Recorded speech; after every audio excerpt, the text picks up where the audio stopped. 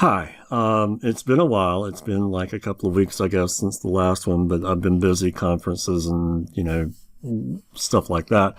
My name is Joseph Ottinger, still, and we have a choice today of either me doing really terrible English accents or looking at sequencing and clock generation. And in order to preserve what little pride that I have left, as well as, serving my interests, we're going to ignore the English accents because they really are terrible, and look at the sequencer and reactor blocks.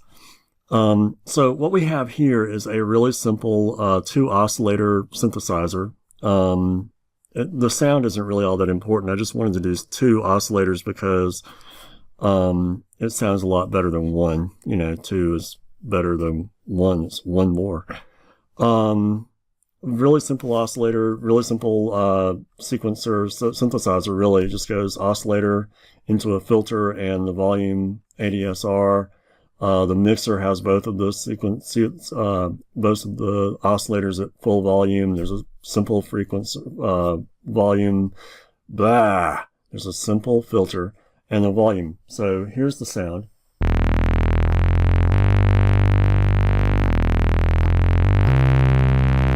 Okay, very exciting stuff, as you can tell. Just, nothing really dramatic. But one of the things we want to look at is the fact that, again, we're using note N, so it's all being driven by the keyboard. As I hit keys on the keyboard, it creates a note N and sends the pitch to the oscillator and sends a gate to the ADSRs. Well, we want to introduce two new components. One is the clock and one is the sequencer. We're going to be using the 8-step sequencer, but first let's put the clock in. So we now have a clock generator. Let's move it to a sensible area. And we'll try this again until it goes in place. There we go. And then we're going to put in the 8-step sequencer and move it also into sensible places because we want to. Now, ordinarily, I would say put these in front of the oscillators because that's where the signals will go. But we're going to leave them down here just for the sake of argument, for the sake of demonstration. Now, the thing is, the clock generates gates, basically. Every clock, every time it ticks over, every time it hits this, whatever the counter is, and we can change this to eighth notes and stuff like that, it will actually send a new gate on and gate off. So it can trigger notes sort of from this. So if we wanted to, we could hook this into our gate signals, like so, start the clock, and you see that it's just generating. And you see that it's just triggering gates. Now, the signal is being left at whatever pitch the oscillator is generating. So as we play notes, we can affect what signal is being played. So let's start it again, and I'll just hit some notes at random. This is the last note played.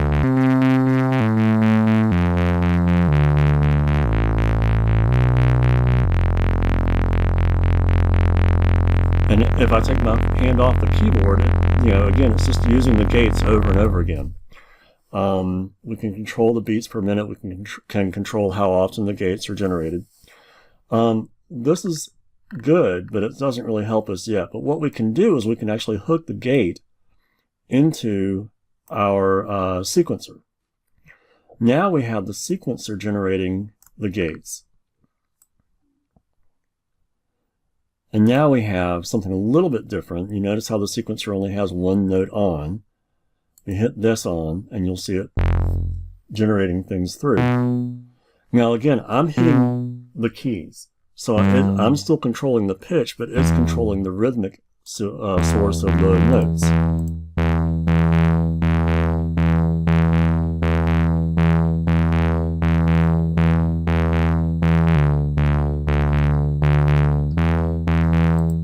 Again, very exciting, but we also can still use it to drive the pitch as well. So we can do this, hook this into both of our pitch elements, Now our note N is irrelevant because it's not hooked to anything. We can actually get rid of it. We don't want to do that because note N is fun. But in fact, theoretically, we could, not with this, but we could actually tell it to control whether the notes were starting or not. But now when we hit this, it's going to get the pitch and the gate from the sequencer. And we can change things around.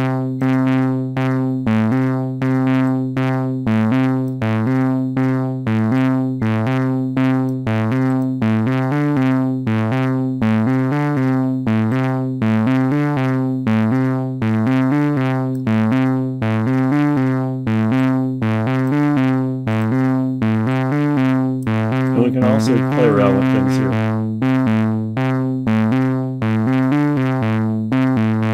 And you can see that we have a lot of flexibility in the sequencer to do a lot of different things. So what have we really done? Nothing really earth-shattering, okay? This is not like dramatically, this isn't going to change the world. But what we're doing is we're using a clock to control the pitch of our sequencer, and we're using our sequencer.